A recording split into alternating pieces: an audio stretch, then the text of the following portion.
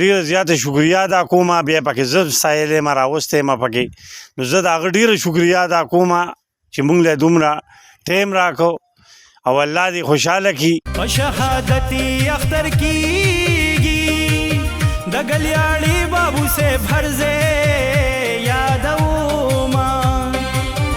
سلامونه ملګرو، جاوید وفا یم او راغلی یم ګړیالي کلي ته سپیشل بابو صاحب له چې زه د تعارف محتاج نه دی.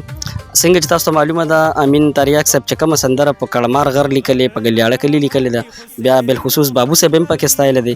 نو په دغه سلسله کې راغلي یو مونږ غوښتل چې بابو صاحب سره ملاقات وکړو او د دې نه دوه څلور خبرې ستاسو لپاره ریکارډ کړو چې بابو صاحب څه وایي د دې سندرې متعلق. بابو صاحب السلام علیکم. زما سلام په ځان باندې قبول منظور کړئ.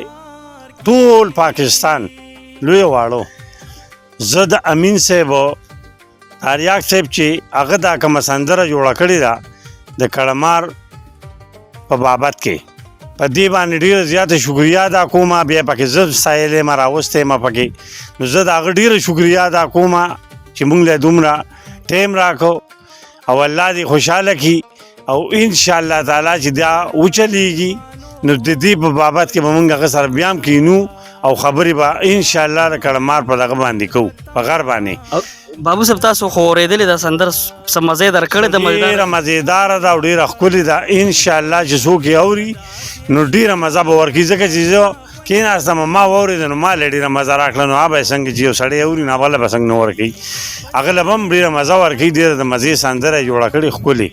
انشاءالله چې څوک یې اوري نو ډېر به خوشحالېږي چې امین تریاک صاحب ډېر زیات خواري کړې محنت یې کړی دی ټیم یې ضایع کړی دی ځان له نو خدای پاک دې خوشحاله کړي چې دومره ته په دې خپله علاقه باندې په دې غر باندې د کړمار یو یادګار تازه کو او بیا دپاره یې دا جمدی کو.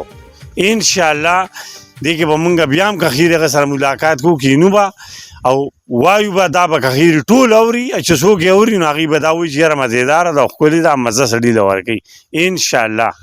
یو جهان مننه بابو صاحب.